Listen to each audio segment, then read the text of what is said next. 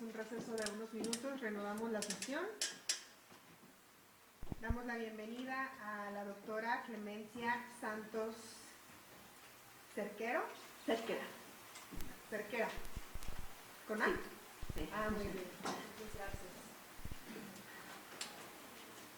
Y bueno, le vamos a dar 10 minutos para que nos dé su exposición. Bienvenida y adelante. Muchas gracias. Bueno, en primer lugar agradecer a la PAUD por la invitación que nos está haciendo a pertenecer a este comité técnico y pues yo creo que lo mejor es como exponer un poco lo que se ha hecho durante las actividades en la UNAM. Yo soy de formación ingeniera, de maestría en ingeniería también y de doctorado en geografía.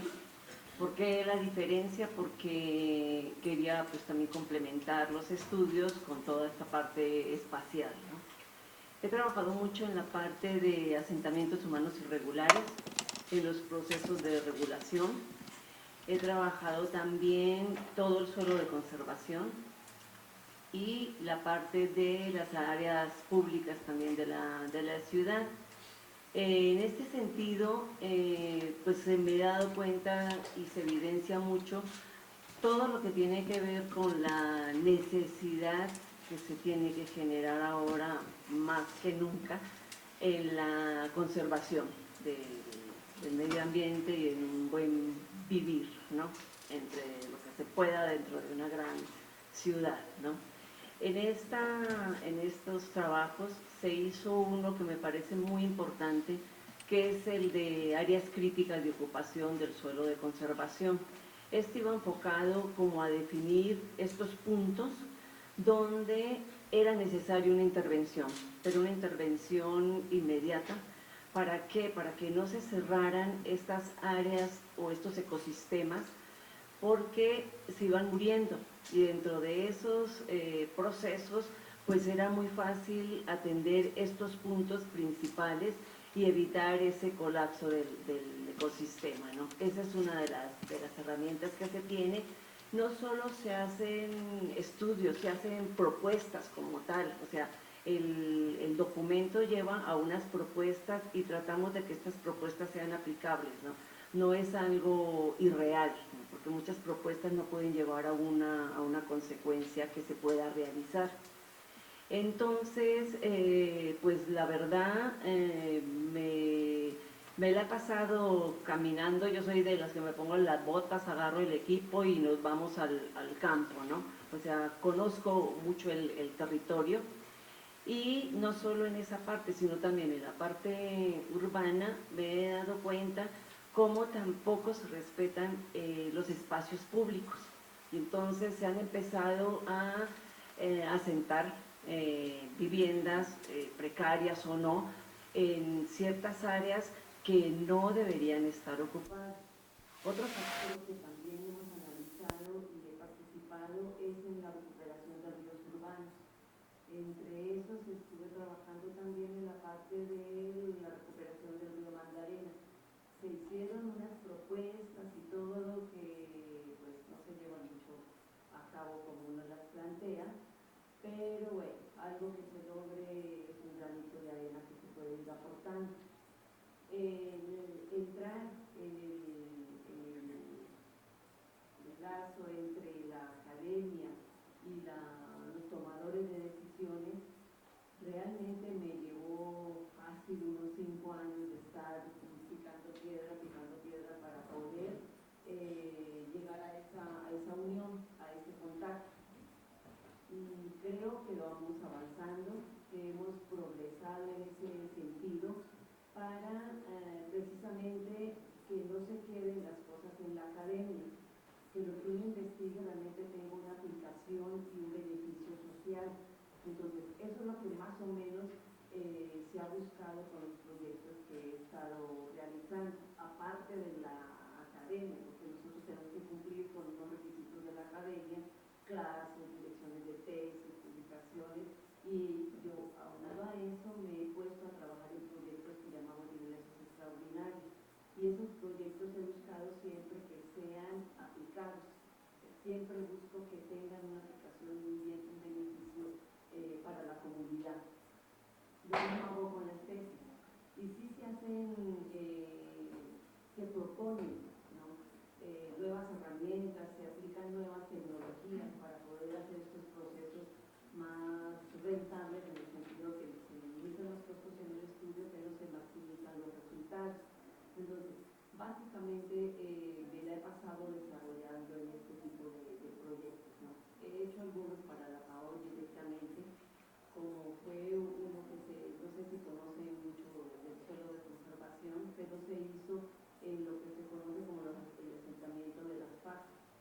En este se hizo un estudio de nidificación y resulta que cuando estábamos realizando el estudio, más o menos 4 de la mañana estábamos en campo y vimos una serie de aves que son endémicas, y era el paso de aves endémicas a ese lugar. Además de cuando ya se hicieron los cálculos, hizo resistividad del suelo, es como hacer la tomografía del suelo, nos dimos cuenta que era un área de alta infiltración. Entonces pues, vimos toda una serie de justificación técnica de por qué no se podía tener asentamientos en esa zona y que se debería evitar el crecimiento de los asentamientos existentes ya en esa zona, precisamente por eso, porque eran aves endémicas y porque era suelo de alta infiltración. Entonces esa fue una de las partes que se hizo para la FAO. La otra que se hizo de fotomosaicos de un vuelo que tenían que no se podía ocupar muy bien porque tenía muchas deformaciones el vuelo como tal. Entonces una metodología completa para poder hacer y generar estas fotos también para la FAO. Y participación de hecho con los eventos que hacen, y se ha tratado de tener una buena relación para poder entrar en esta empatía de academia y tomadores de decisiones, ¿no? Entonces, la verdad me parece que es necesario seguir trabajando en este ámbito para poder mejorar, en cierta forma, tanto las acciones como las tomas de decisión, o como la parte de la ejecución de las políticas, ¿no? Porque muchas veces están ambiguas, pero se puede llegar a un acuerdo en el que en cierta forma se cumpla con la regulación. Entonces creo que es una buena forma de colaborar para poder tener lo que nosotros hacemos en la academia, poderlo tener siempre en función de la sociedad, en función de un buen vivir, en función del apoyo a las diferentes instituciones, porque no solo es apoyar a la FAO, se apoya y se colabora con ciertas cosas que son propias de la FAO, sirven para otras instituciones, o sea, los resultados van a servir para otras instituciones y mejorar entonces en esta forma la gestión del territorio. Entonces, básicamente es ese como una de las líneas que se ha venido manejando con mi grupo de trabajo, lo que sirva para hacer precisamente gestión del territorio, ya sea urbano o rural, ¿no? Otra área que se ha trabajado ha sido con los soportes logísticos de plataformas, pero esto es en la zona norte de la Ciudad de México, donde se dijo que se tenía que hacer el libramiento norte, pero nosotros en la época que lo planteábamos estaba más o menos a la altura de Tizayuca, entonces no hicieron caso y ahora les tocó mandarlo hasta donde está actualmente. La otra es que estos soportes son los que hacen la transferencia de carga también, y ahora si se fijan esas transferencias están mucho más al norte, y eso quién lo tiene que pagar, pues los usuarios, los consumidores nos están pagando todas estas transferencias porque los recorridos son todavía mucho más largos, la contaminación y todo lo demás que ya todos vivimos en el día con día, ¿no? Entonces son diferentes acciones que se tienen que tomar tanto en la parte norte como en la parte sur de la Ciudad de México, ¿no? Y se evidenciaron en su momento y se han estado tratando de que se les dé un seguimiento, ¿no? Que se les dé que se dirijan acciones a ese respecto, ¿no? Entonces yo creo que básicamente pues es como un panorama muy general de lo que mi grupo de trabajo ha hecho en función de poder llegar a la sociedad, en beneficio de la sociedad y desde la academia aportar los conocimientos. Gracias.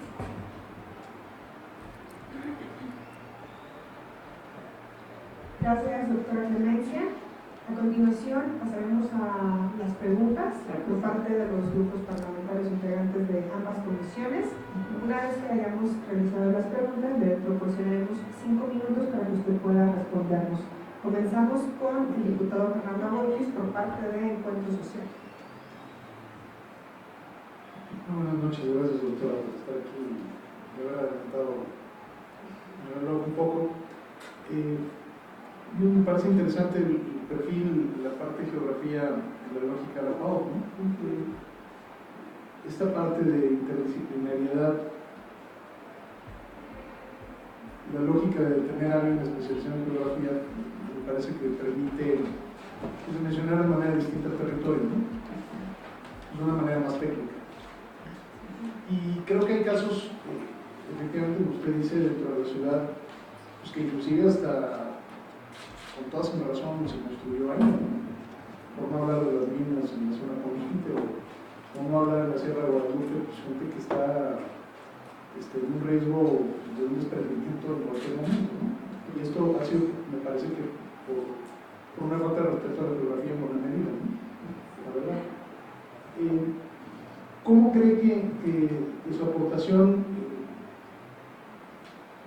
puede enriquecer de manera tangible a la PAO, ¿no? A veces lo delicado de la academia, ¿no?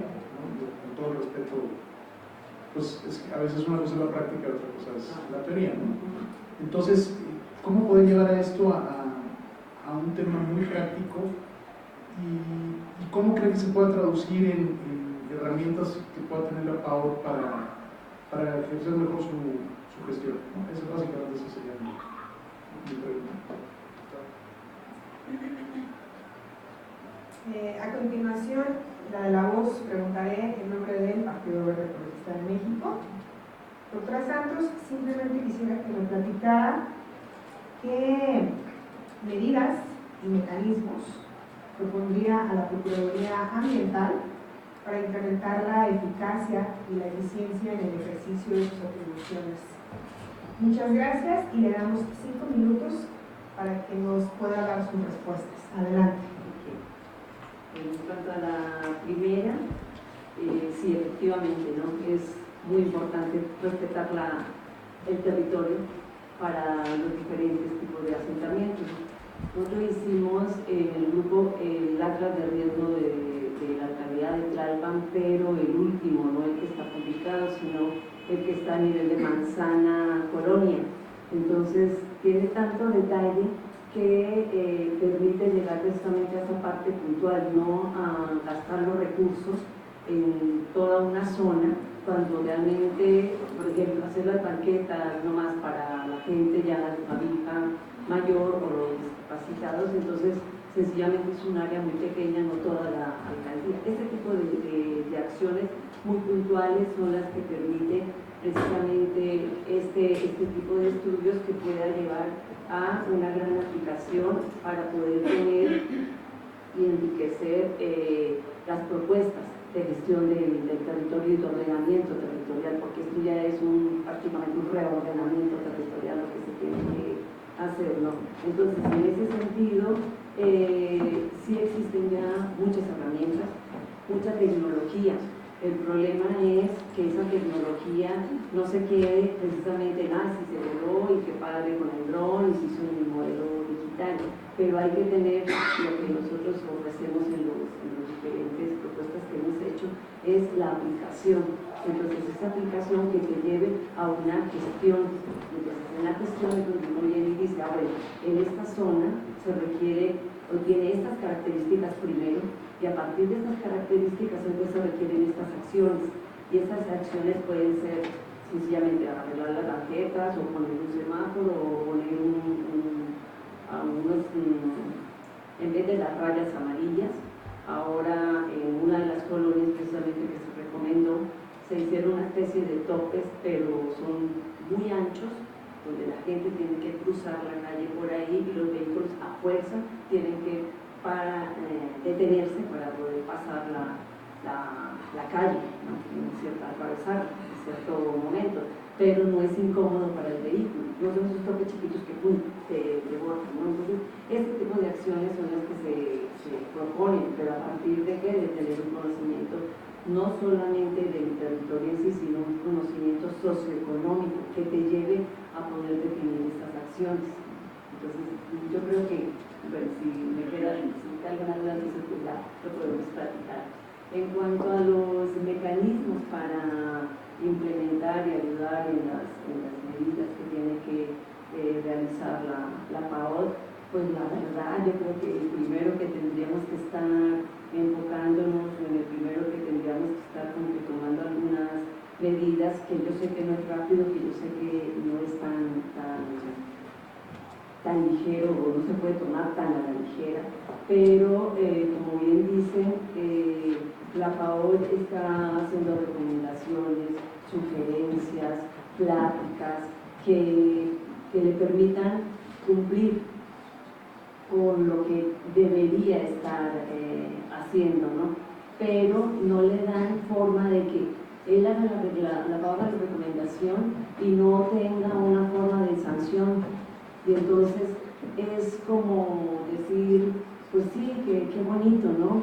Qué bonitos estudios publican, qué bonitas áreas están diciendo, esta está que requiere acciones directas del gobierno, pero la PAO hace la recomendación y si no lo cumplen, ¿qué pasa?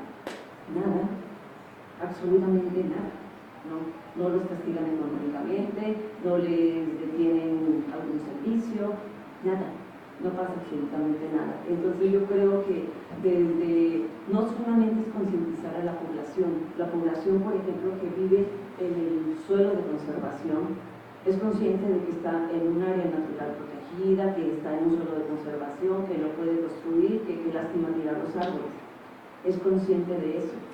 Ya la gente es consciente de esa situación, pero lo que se necesita es ofrecer oportunidades para poder que nos sigan esas acciones. Entonces, en ese sentido, la PAOD sí necesita tener, como dicen, dientes, porque no los tiene. Entonces se basa en recomendaciones y sugerencias, ¿no? Y ahora, bueno, siempre he estado muy atenta a las sugerencias y a las publicaciones que tiene la PAOD, precisamente por eso, porque tiene muy bonitos estudios y que se podrían llevar a que tuvieran una interacción entre las instituciones. Esa interacción entre las instituciones es lo que debe realizar. Sí. Okay. Muchas gracias por sus respuestas. Y es así como concluimos con la entrevista de la novena aspirante del día de hoy. En virtud de esto y con fundamento en el artículo 55 del Reglamento del Congreso de la Ciudad de México, se declaran en sesión permanente estas Comisiones Unidas de Preservación del Medio Ambiente, Cambio Climático, Protección Ecológica y Animal y de Desarrollo e Infraestructura Urbana y Vivienda hasta las 11 horas del 28 de noviembre del presente año, siendo las 19 horas con 18 minutos del 27 de noviembre del 2019. Les agradezco a todos por su asistencia. Muchas gracias. Nos vemos mañana. Y bien, siendo las 6 de la tarde, reanudamos esta sesión de Comisiones Unidas de Desarrollo e Infraestructura Urbana y de Medio Ambiente, Cambio Climático, Protección Ecológica y Animal. Y damos la bienvenida a la maestra Emma Cecilia Barraza Gómez para que nos dé su exposición. Sea bienvenida a estas comisiones. De conformidad con el acuerdo mencionado, se le concede hasta 10 minutos. Adelante. Bueno, pues la experiencia, me gustaría un poquito como empezar hablando de la experiencia que yo tengo. He estado trabajando en diferentes zonas de la Ciudad de México en temas relativos, digamos, al patrimonio urbano, ¿no? A temas de desarrollo social. y en zonas en donde existe una articulación entre el ámbito rural y ambiental y urbano, ¿no? La zona, sobre todo digamos, como cinturón de presión urbana sobre zonas de conservación, que a su vez son zonas justo que tienen, digamos, unas características en términos identitarios muy complejas. Me interesa muchísimo trabajar en las zonas, no solamente desde la parte territorial, sino también social, entendiendo las prácticas de lo que está sucediendo y un poco cómo los sujetos están muy involucrados digamos, como en el sostenimiento de estos espacios y la posibilidad de articular con las autoridades o con las instancias correspondientes. Me parece que la aportación que yo podría hacer a la Procuraduría tiene que ver sobre todo en este sentido. Vengo de ámbitos más de tipo académico, se podría decir, pero siempre me ha interesado establecer vinculaciones entre tanto los sectores académicos como los políticos, como los sociales, y me parece que es algo que está ahí, digamos, como esbozado en la Ciudad de México, pero que tendría que estarse reforzando muchísimo más, sobre todo de cara a la complejidad de la ciudad y cómo de alguna manera hay como fuerzas siempre en muchísima tensión en términos de la conservación y la planeación y el desarrollo urbano, ¿no? Entonces, básicamente me parece que por ahí creo que podría yo hacer una aportación importante a la Procuraduría. El trabajo que viene realizando me parece muy pertinente y me parece que efectivamente puede expandirse, digamos, en otros campos y de una manera como muchísimo más en el campo de lo territorial, sobre todo, me parece que es importante. Gracias. Muchas gracias, maestra Emma. Y pasamos a la participación de cada grupo y cada asociación parlamentaria para realizar las preguntas a la candidata. Una vez que hayamos preguntado a cada diputado, usted tendrá 5 minutos para darnos respuesta a todas las preguntas que ya hayamos formulado. Okay. Le doy la palabra al diputado Fernando Aboltis. Muy buenas tardes, Emma. Bienvenida. Pues básicamente, preguntarte, a ver, esta parte territorial, ¿cómo crees tú que la PAO podría tener una intervención más a fondo o más acuciosa? Digo, de todos los candidatos es la primera que hace énfasis en esta parte, ¿no? Entonces me gustaría escuchar un poquito más en esta parte. ¿Y qué opinión tienes tú siempre la Pauta ha sido un organismo muy positivo en la lógica vecinal, ¿no? O sea, la verdad es que es el defensor a veces de las causas perdidas, ¿no? Los vecinos contra las distintas autoridades que pues terminan no haciendo nada o terminan haciendo lo insuficiente y se acaban los desarrolladores saliendo con la suya, ¿no? Entonces, ¿qué herramientas crees que se le puedan dar más a la PAO para fortalecer este tema? Entonces serían básicamente estas dos cosas, el asunto territorial y el tema de qué herramientas jurídicas le necesitaríamos dar para fortalecer. Gracias, diputado Fernando. A nombre del Partido Verde le voy a realizar las preguntas. La primera sería: ¿qué estudios y actividades le propondría realizar a la PAOT para incrementar la eficiencia y eficacia en el ejercicio de sus atribuciones?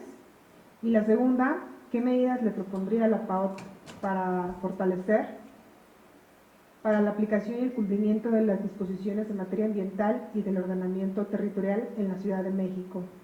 Le cedo la palabra, tiene 5 minutos. Gracias. Bueno, muchísimas gracias. Por la parte del enfoque territorial, me parece que efectivamente la PAO tiene, digamos, como una visión muy amplia de la zona de la Ciudad de México, pero en términos de lo territorial, a lo mejor a mí me parece que obviamente ninguna autoridad tiene capacidad de tener ojos en todo el territorio, pero es cierto que hay muchísimos sujetos que podrían estar articulados, digamos, como sujetos de enlace, por ejemplo, como sujetos capacitados en los diferentes territorios, en donde saben exactamente cuál es el problema, ¿no? Que desde un lado pues, uno ve un problema, pero desde ahí no, y de pronto parte de los conflictos resulta que tienen que ver con diferentes visiones, no tanto con un problema real, sino con diferentes formas de entender lo que es pertinente para una zona, digamos, ¿no? Este enfoque territorial tendría que ver justo con sus capacidades de poder articularse, de poder capacitar, incluso de poder tener alguna serie de herramientas, incluso de tipo tecnológico, para poder estar siempre articulados a otros sujetos, ¿no? En la zona, se me ocurre, digamos, como en términos como muy generales, obviamente los estudios ayudan mucho, ¿no? Obviamente las academias ayudan mucho, pero no solamente ellos, creo que es importante como incorporar voz de los habitantes, no solamente como en la queja, que es un poco hacia donde a lo mejor es la segunda pregunta, porque aunque, digamos, yo lo que he estado viendo en los últimos tiempos es, digamos, como una profesionalización, se podría decir incluso, de la gente para entender cómo está la legislación, cuáles son los ordenamientos, la planificación, pero de pronto cómo poder hacer una especie como de salto en donde no solamente son herramientas para la queja, sino para la intervención y la propuesta, digamos, muy efectiva, y no solamente la cosmética que tiene que ver con una especie de cuotas, ¿no?, que hay que ir dando, y bueno, pues hay que equilibrar fuerzas y fricciones, sino que realmente, digamos, que no nos dé miedo, como que haya muchas voces discutiendo sobre el tema del urbano, ¿no?, me parece, y del ordenamiento, por supuesto. En términos de las herramientas, me parece que es un poco complejo, justo porque parte, digamos, como de la buena visión que se tiene desde la PAO, tiene que ver con esta especie como de imparcialidad, ¿no? En el momento en el que existe este ser como la procuraduría, pues efectivamente, o sea, procura que se cumplan ciertas normas, procura que se hagan, que se escuchen las recomendaciones, procura, pero hasta qué punto puede llegar, digamos, tiene que ver justamente como con darles dientes, ¿no? Un poco otras instituciones, a mí me interesa el tema del patrimonio, le pasa un poco al instituto, ¿no?, en donde, al INA me refiero, ¿no?, en donde es normativo, pero que al final acaba siendo, digamos, resuelto por las instituciones que gestionan el territorio en la zona. Entonces me parece que ahí, digamos, habría que tener como mucho cuidado, más allá de decir, no, pues es que ellos tengan dientes y que puedan, digamos, tomar decisiones en campo y articularse mejor con las alcaldías o tal, de qué manera, no sé, no podría tener una respuesta, digamos, tan pronto, porque me parece que es de muchísimo cuidado, o sea, esta posición que tiene, creo que es importante, como poder fortalecerla, más a lo mejor que la PAOT, a lo mejor tendría que ser con las instancias que reciben las recomendaciones para que las hagan valer, digamos. Quizá habría que también hacer este mecanismo.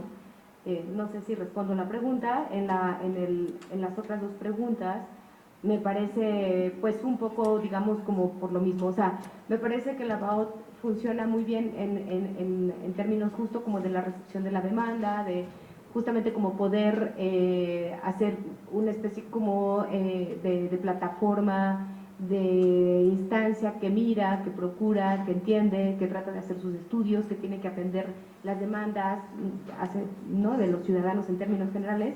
Pero también es cierto, por ejemplo, que a la PAOT a lo mejor le serviría no solo responder a la demanda, digamos, explícita, sino que también poder iniciar procesos más allá. Yo sé que es complicado porque, claro, responde a partir de una denuncia, pero, por ejemplo, yo trabajo mucho en la zona del poniente de la ciudad, en donde la zona es muy, muy compleja, ¿no?, porque tienes ahí una franja importante de pueblos urbanos, tienes un desarrollo inmobiliario muy fuerte y hay muy poco trabajo, muy poca la gente que está, digamos, involucrada y entiende cómo podría apoyarnos la PAOT de pronto, ¿no? Es como poder llevar a zonas que a lo mejor esa gente necesita que esté una procuraduría, pero no sabe cómo acercarse.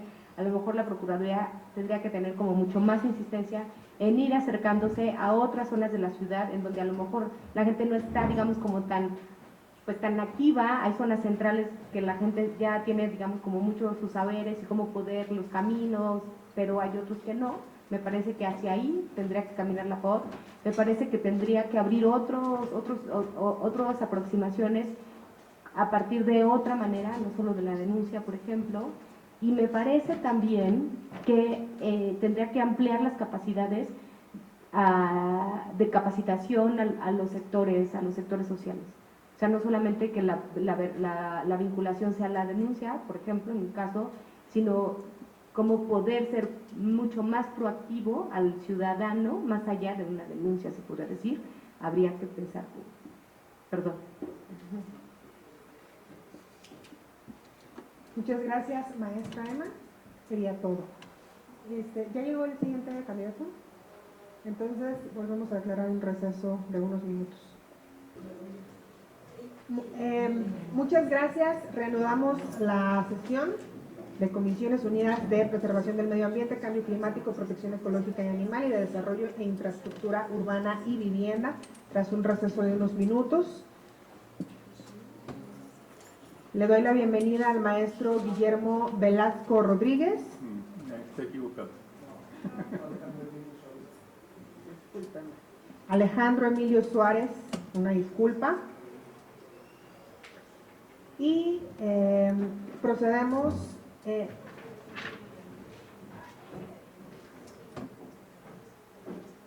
De conformidad al acuerdo mencionado, se le concede 10 minutos para que nos exponga su participación. Adelante. Muchas gracias por recibirme. Y les comento, bueno, el interés por formar parte de este Consejo Ciudadano. Muy al principio no lo tenía yo pensado, pero me propusieron que por qué no consideraba yo participar en esta convocatoria, y así lo hice. Primero, comentarles que mi vida profesional ha estado en dos ámbitos paralelos. Uno es la docencia y la investigación en la Facultad de Arquitectura de la Universidad Nacional Autónoma de México, pero casi en paralelo empecé mi trabajo profesional en lo que ahora se le llama una organización no gubernamental, dedicada precisamente a la asesoría técnica para grupos sociales de bajos ingresos y participando en el apoyo técnico para la constitución de cooperativas de vivienda, pero la vivienda necesita estar en la ciudad, o por lo menos ese fue el enfoque que le aplicamos, y les estoy hablando de 1975. Entonces, a partir de esa fecha, he estado trabajando profesionalmente en el campo de la vivienda, el desarrollo urbano y distintas cuestiones que tienen que ver con el habitar en la ciudad y después en el medio rural. Y en mi trabajo docente y de investigación, pues hice exactamente lo mismo, enseñé lo que practicaba profesionalmente. Dentro de esos trabajos profesionales y de enseñanza y de investigación, una de las tareas importantes fue aproximar la profesión a sectores de población que se encontraban en condición vulnerable para resolver su problema habitacional o para encontrar un lugar donde vivir. Eso llevó a que existiera la oportunidad de trabajar a nivel internacional en actividades que tienen relación con esto. Formé parte entonces de la constitución de la Coalición Internacional para el Hábitat, que se conoce por sus siglas en inglés HIC, y apoyar el que su secretaría estuviera en el país, en México. Y entonces mi tarea empezó a abordar también otros problemas, otros temas, y la necesidad de dar respuesta a la vivienda social y a un lugar ordenado y con calidad para vivir en los asentamientos humanos y las ciudades, llevó a entender que esto era un derecho humano. Entonces participé en todo lo que se realizó para que en los distintos países en los que se pudo involucrar esta coalición del hábitat, planteáramos el derecho a la ciudad, un lugar donde vivir, y el derecho a la vivienda. He escrito distintos temas al respecto, tanto de estos derechos como en relación a documentos técnicos que tienen que ver con esta problemática de la vivienda y del espacio de la ciudad, y por supuesto del medio natural, sobre todo en ciudades como esta, que por el crecimiento demográfico y la falta de una política de reservas territoriales ha llevado a que la mayor parte de la población ya que esta está constituida por personas que no tienen una capacidad económica suficiente, resuelvan sus problemas habitacionales a través de la ocupación de lo que conocemos como asentamientos humanos irregulares. Y estos generalmente se han dado en lo que se clasificó como suelo de conservación.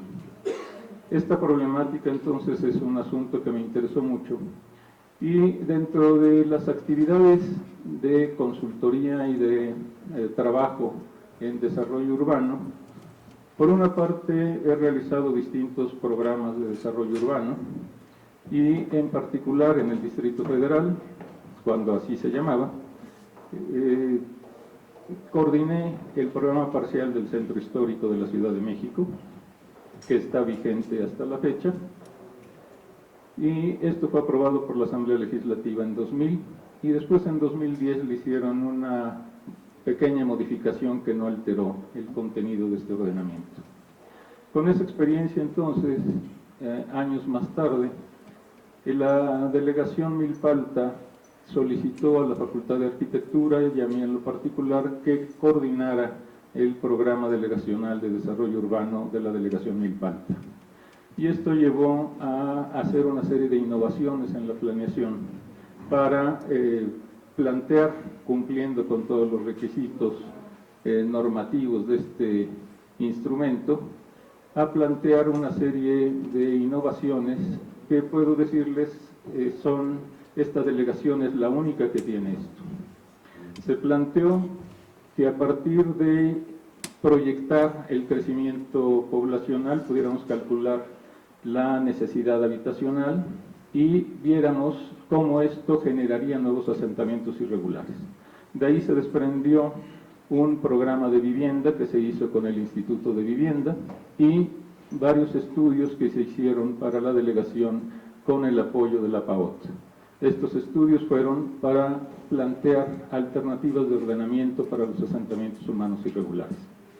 Esto entonces lleva a que cuando se me plantea la posibilidad de participar en este consejo, pues me pareció que podría continuar con lo que he venido haciendo y que considero es una aportación importante para representar los intereses de la población, pero también para representar los intereses de la ciudad, puesto que muchas veces la alteración del medio natural con estos asentamientos trae consecuencias para la vida de toda la ciudad.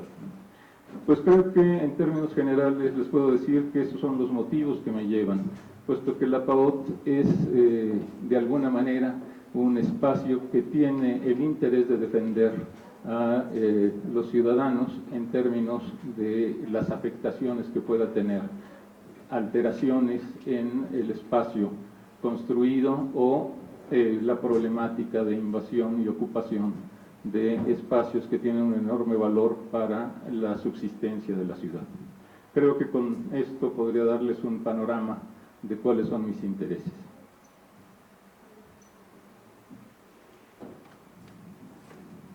Muchas gracias, arquitecto Alejandro.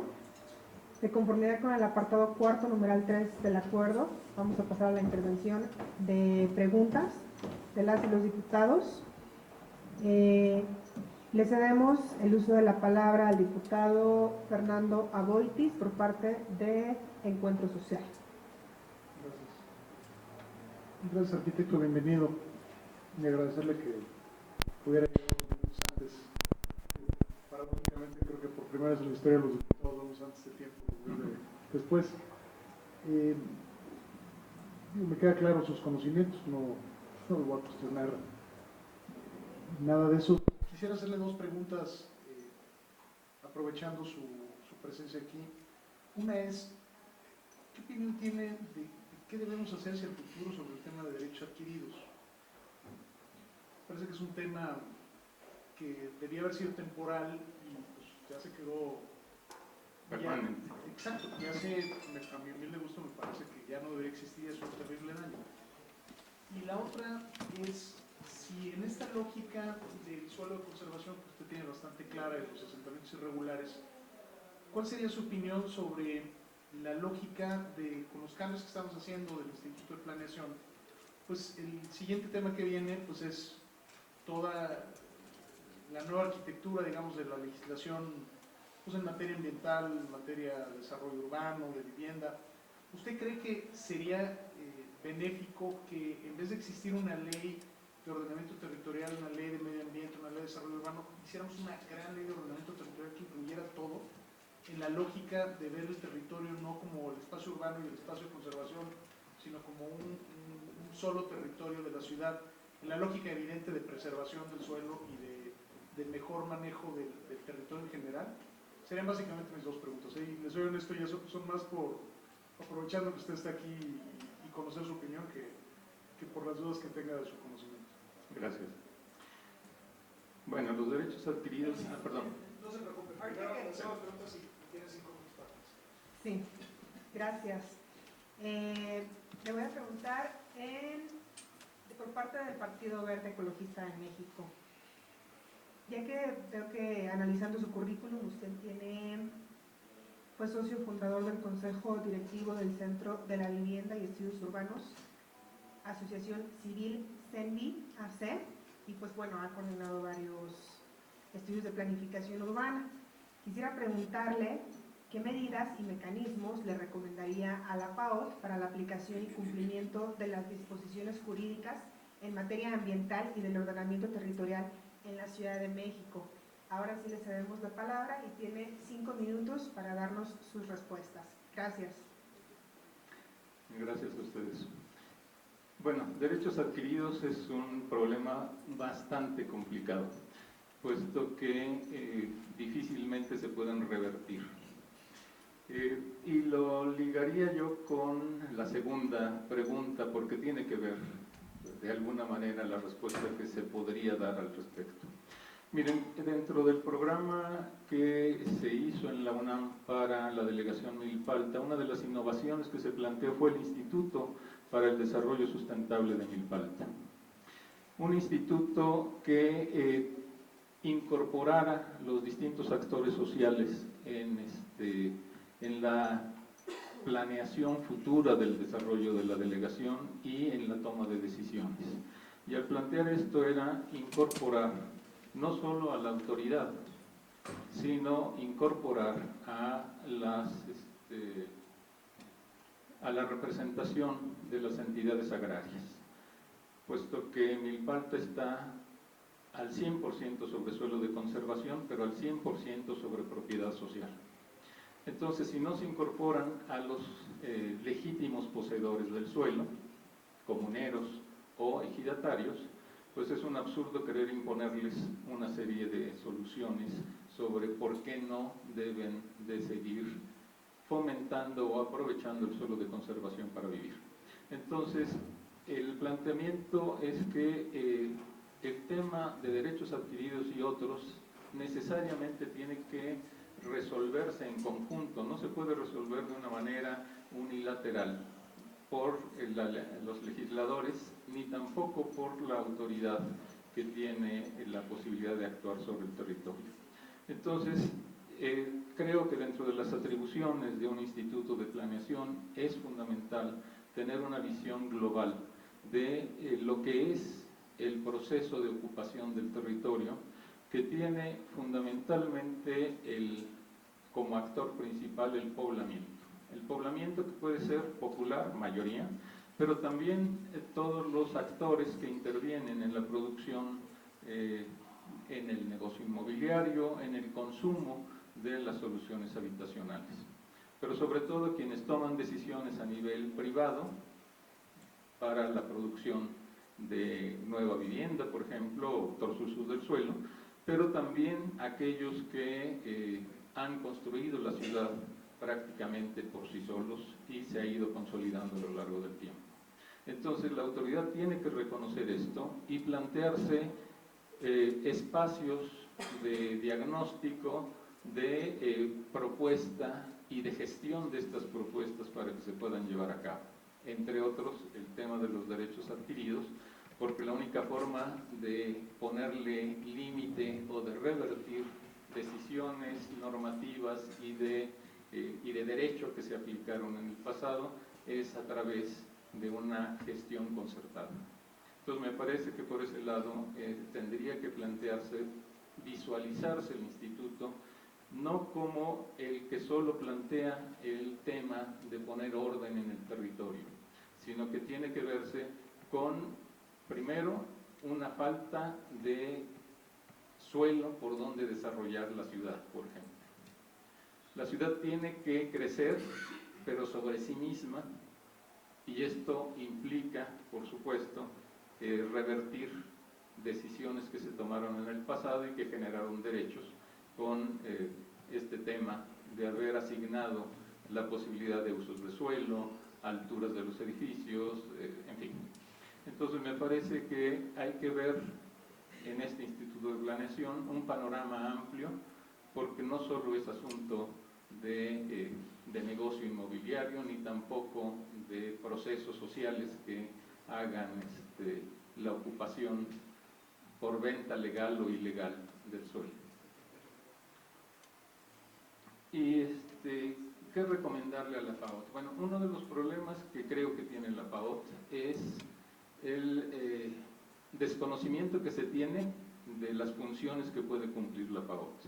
Creo que esto tiene que ser mucho más extensivo, el dar a conocer cuáles son sus funciones y cuáles son las posibilidades que tienen los ciudadanos de presentar no solo denuncias para defenderse cuando sienten afectados sus derechos, sino que también encontrar en la FAOT un medio de información que permita conocer qué es lo que existe en el panorama normativo, qué es lo que existe en el derecho de los ciudadanos para conocer qué está ocurriendo en la ciudad. Entonces me parece que esto permitiría ampliar las funciones de FAOT y comprometerse más con las demandas que tiene la población sobre las afectaciones que padece. Muchas gracias, arquitecto. Por el momento sería todo. Gracias a ustedes. Llegó la candidata a la siguiente.